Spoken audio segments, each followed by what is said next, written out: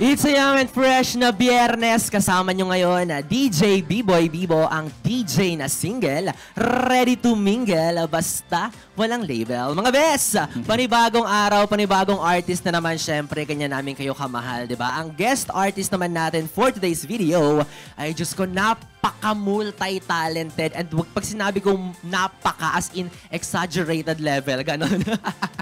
Isa siyang singer, isa rin siyang musician at songwriter, nako, di ba, all in. Sumali rin siya sa isang reality show ng ABS-CBN na Pinoy Dream Academy noong 2006, kung saan isa rin siya sa mga naging finalist. Tara na at makipagtsikahan with the young and fresh, Mr. Davey Langi. Hello mga boss.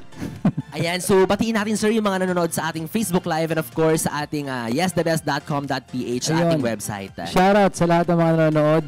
Young and fresh, ha? Yes, young and fresh. Feel ko yung young and fresh. Oo, di ba? Kahit tirik ang araw, kahit mainit sa labas, young and fresh tayo, di ba? Ayan, sir, Davey, ayan, since kasama mo ngayon, ang pinakamaharot, ang pinakamakulit sa Yes the Best, B-Boy Bibo, ayan, nayayain kita sa isang laro. Okay. Ka ba, sir? Game. Ayan, game na game si Sir Davey. Gina G. Ayan, so madali lang naman yung game natin. So, ang game na to ay tatawagin nating, is it a yes or a no? O, di ba? Hindi kailangan tumayo, hindi kailangan pagpawisan. Okay. Kailangan lang ng honesty. Okay, G. So, ang mechanics lang natin dito is thumbs up kapag agree ka dun sa question or thumbs down kapag hindi. O, di ba? Okay. Sobrang basic lang. So, ready ka na, sir, no? Okay, game. G. First question.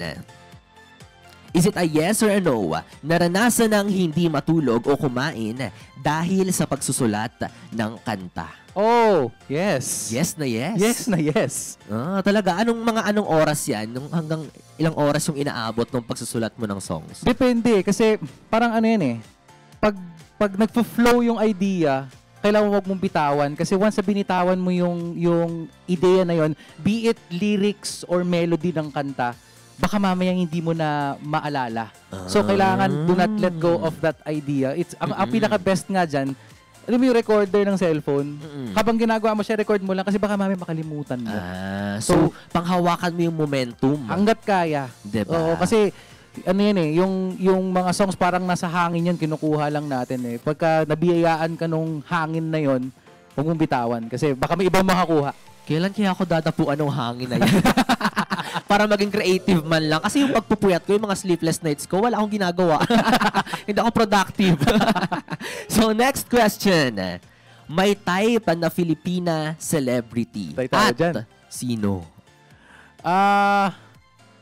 Sige, thumbs up tayo dyan. Thumbs up, syempre. At follow-up question, sino? Sino? Ako ano eh, from the get-go, ang ultimate crush ko naman talaga was always Heart Evangelista. Ay, so nananawagan po tayo kay Miss Heart. Hello. Ayan. Pa-shoutout po si Sir Davey. Damay nyo na rin po ako. So, thumbs up ulit si Sir Davey. So, next question. Doubt yourself, nakakayanan na maging isang solo artist? Oh, no. No. So, bakit?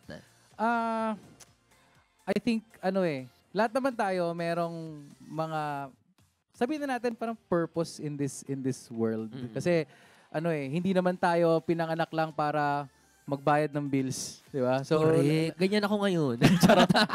Hindi. So sa akin, I think na napunta ako sa mundong ito to share itong talento na kaloob sa atin. So I've never doubted that. Although syempre hindi naman mawawala yung kasi there's this tendency for us to always compare ourselves sa ibang tao. Kaya nga, like ko sinasabi, huwag kayo magbabad sa social media. Kasi malaki ang tendency na i-compara natin yung success ng iba sa atin. Bakit sila meron na nun? Bakit ako wala pa? Mga ganun. So, I think just concentrate on yourself and just as long as wala tayong sinasaktan na ibang tao dun sa paghabol nung dream na yun, then don't ever doubt whatever it is that you're believing in. Correct. And always, you just have always to think na hindi mo naman ginagawa alone, di ba? You're doing it on a purpose with your fans, your listeners, di ba? So, hindi ka mag-isa. Tama. Di ba? So, next question. May OG favorite OPM band? Ang dami niyan. Oh, isa lang. Isa lang? Sabi mo kasi ang dami, so isa lang. Isa lang ako. Yun ang challenge. Ang hirap niyan.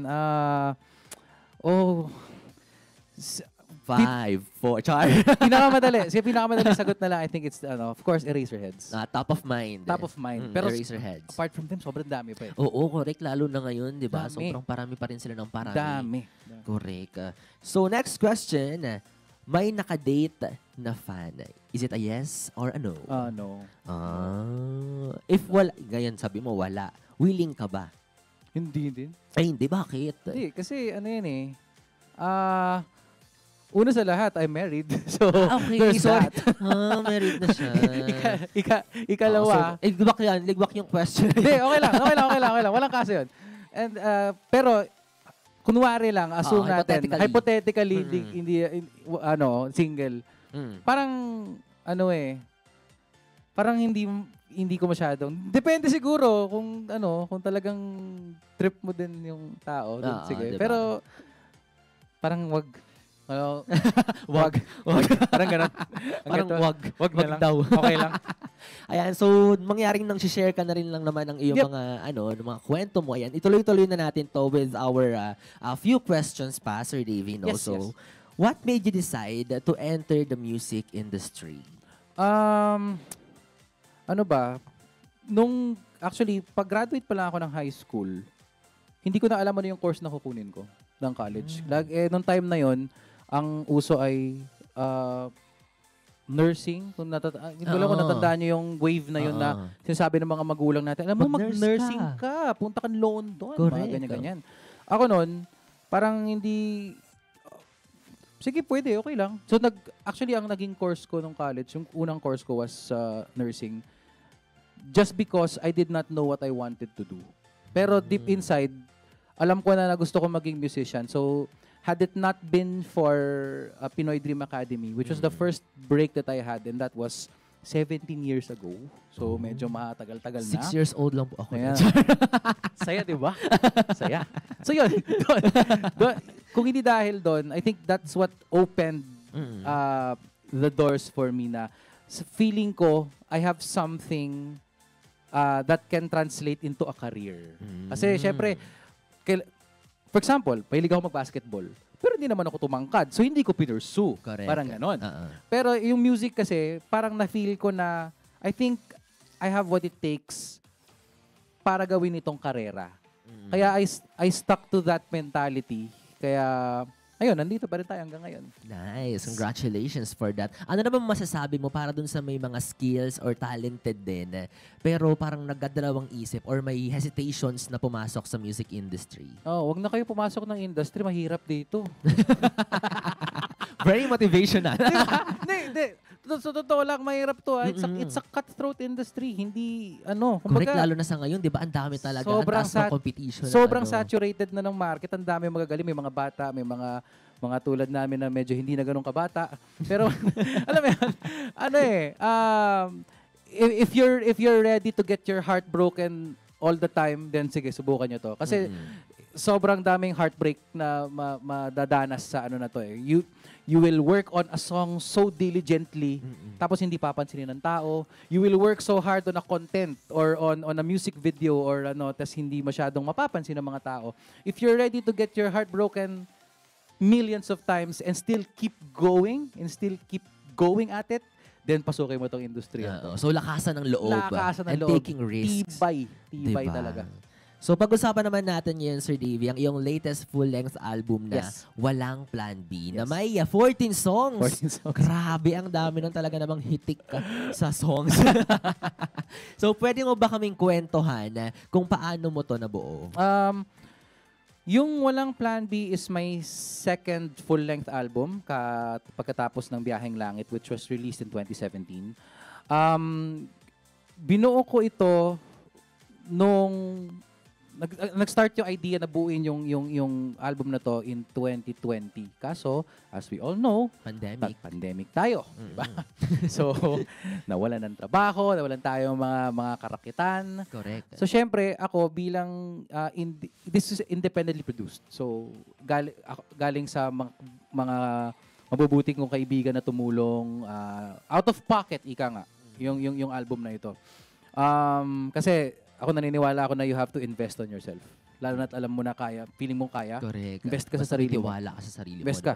Tapos, so, it took me 4 years to complete the whole album. Largely because I had to balance yung finances. Kasi syempre, yung from 2020, 21, 22, hindi naman ganun kadalas ang racket nun eh. Wala naman ganun kadalas ang trabaho. So, apart from paying the bills and surviving every day, I also had to kumbaga, separate financially for itong album na ito. So, dun, kaya siya natagalan. And I think, alam ko na nandun na tayo sa era kung saan yung paglalabas ng album, parang it's frowned upon kasi ngayon it's singles eh. Labas ka ng single, labas ka ng music video, ganun eh. Pero, ang dami ko kasing nasulat na kanta. So, parang sabi ko, ayokong ma-waste yung ano na to, yung mga songs na to. So, minarapat kong buuin yung album. And gusto ko rin sabihin, bakit siya walang plan B? Para sa akin kasi mentality siya eh.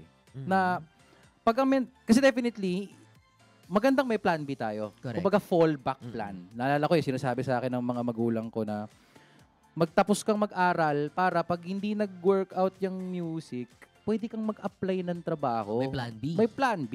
Pero sa akin, kapag kasi yung mentality natin eh nakatutok tayo dun sa plan A, eh you'll do everything in your power para ma-achieve yun eh.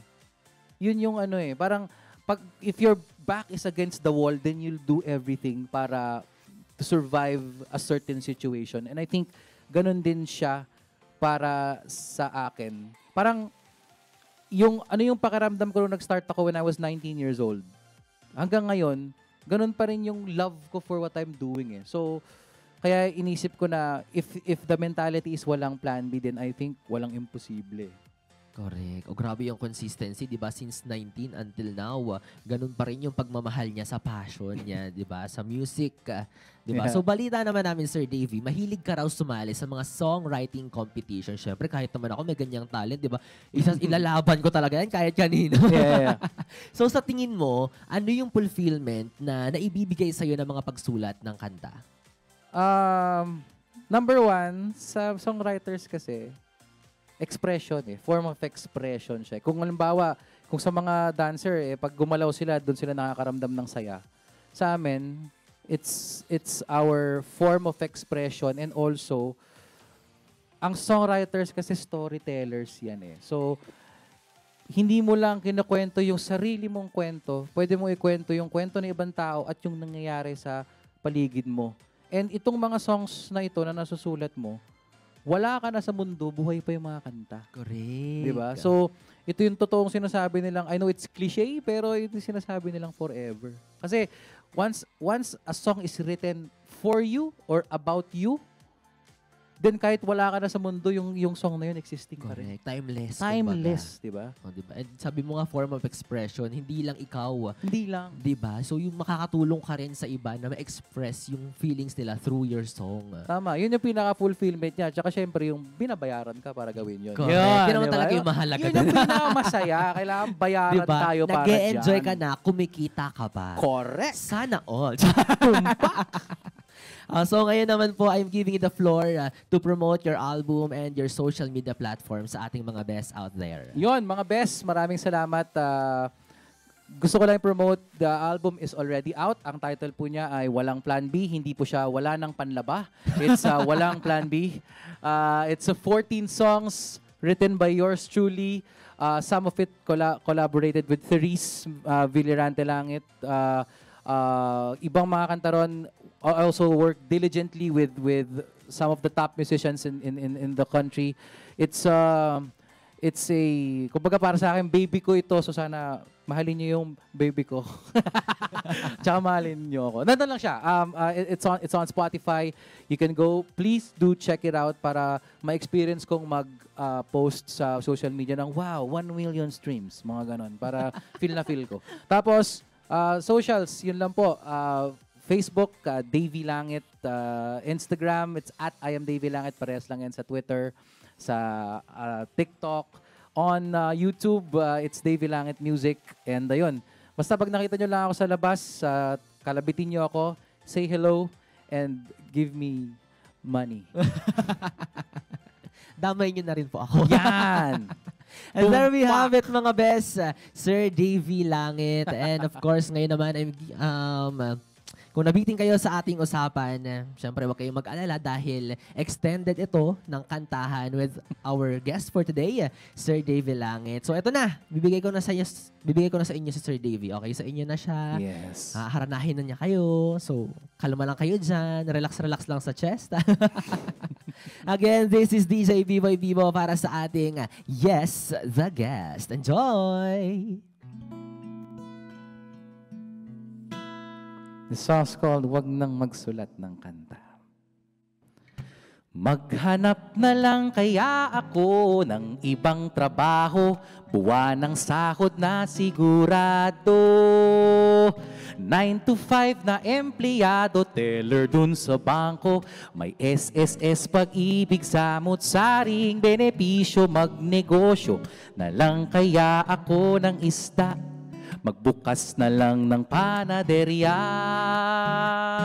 wag nang magsulat ng kanta.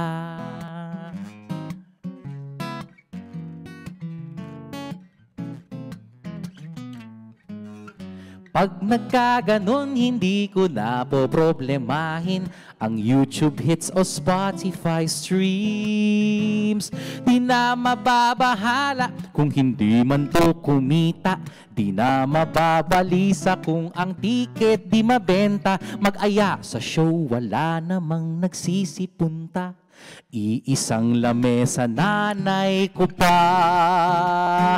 Wag nang magsulat ng kanta, o para bang wala namang mapapala. Hanggang kailan ako magbabaka sakaling ako naman ang iyong pakinggan. Sabi nga ng tatay ko, maganda to, gawin mo lang siyang hobby. Huwag mo nang masyadong karirin. Tutal naman tapos ako, pwede ko daw magamit. Diploma, biodata ko, ipasa ko sa job street. Kesa gastusan ko ang recording nito, hindi naman maganda tong kantang to. Huwag nang magsulat ng kanta, instrumental na may sipol.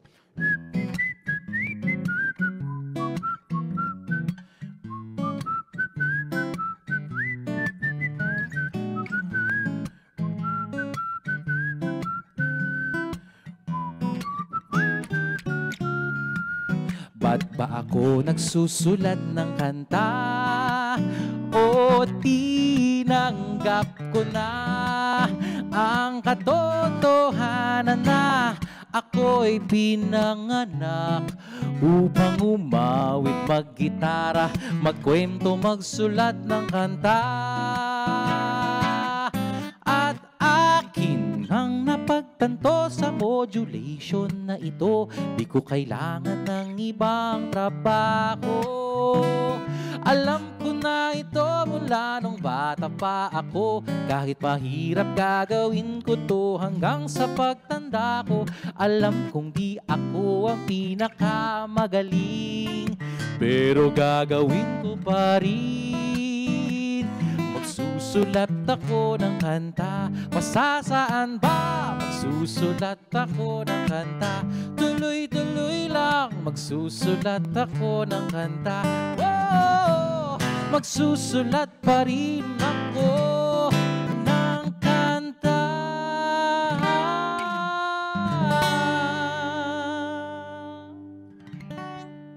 Thank you.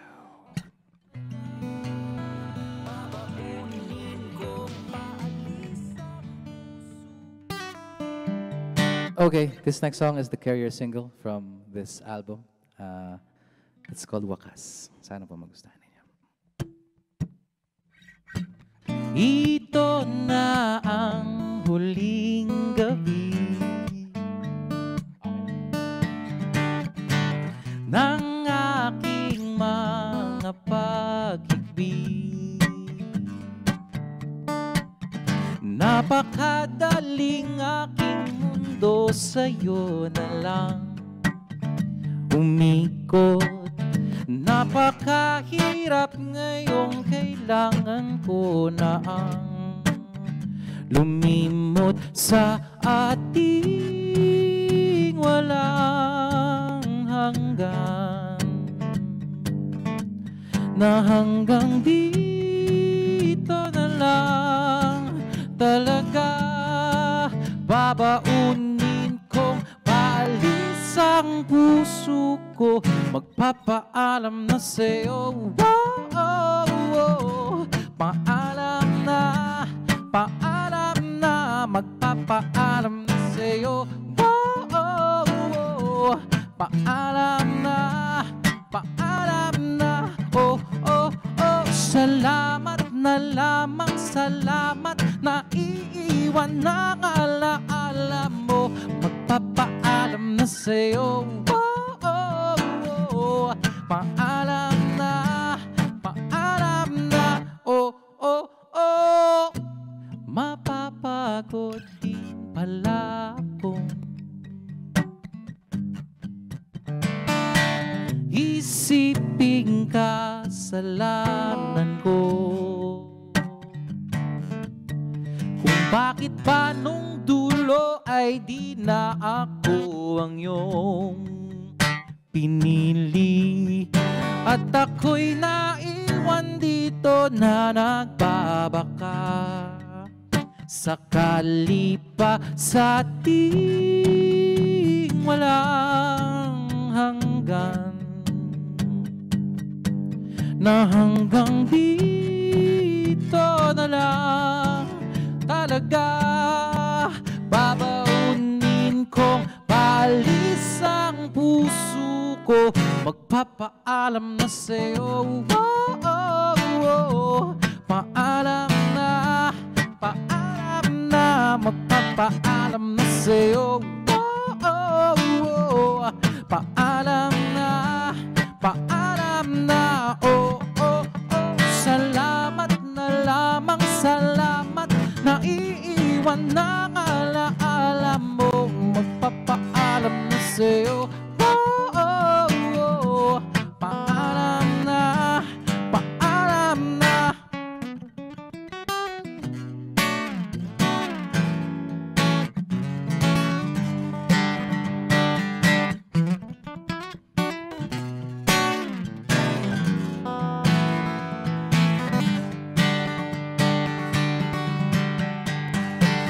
ito na ang huling gabi.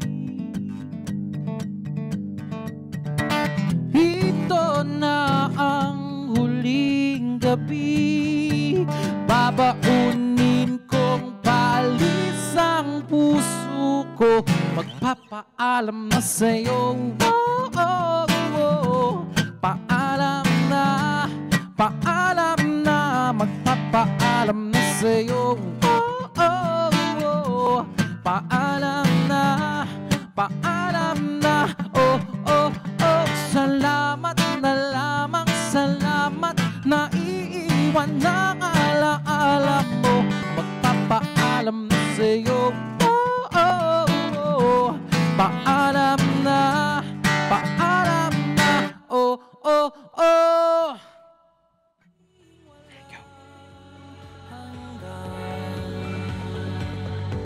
na hanggang